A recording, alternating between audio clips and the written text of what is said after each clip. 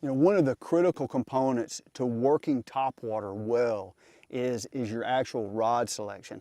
And there's so many different classes of topwater baits. I actually use several different rods. My very favorite rod that I've got is a Cabela's XML jerkbait topwater rod. You can see that right there, it says jerkbait topwater.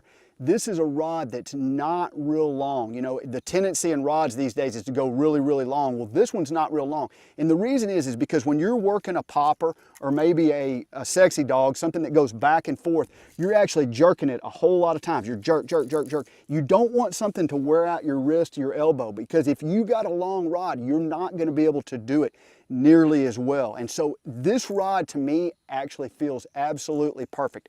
It's a rod that when I jerk it, it's just, you know, real light, real easy to work the bait. Here they come. There he is. That's a good one. I can see them coming. Oh, gosh, dog. That is too much fun right there. When you can catch a big fish on topwater, what can be better than that? Oh!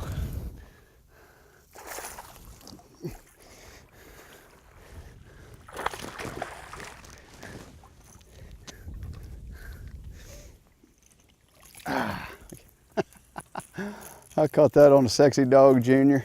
And so that's the rod that I probably use the most. I use it on poppers, I use it on walking baits. For a buzz bait though, I use a totally different rod. And on this rod right here, I use a spinnerbait swim jig rod.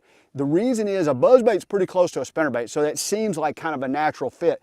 This rod right here has a little bit more backbone, and all I'm doing with a buzzbait is just reeling. I'm just making a cast, reeling it in, making a cast, reeling it in.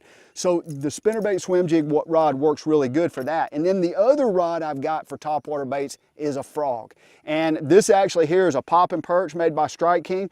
This rod is actually labeled a frog rod. It's got a lot of backbone, but also enough tip to work that bait. If you've ever seen a frog in open water, it'll actually work back and forth, back and forth, back and forth.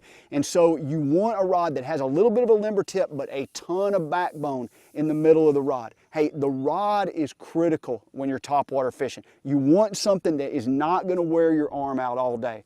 Cabela's XML, try 'em.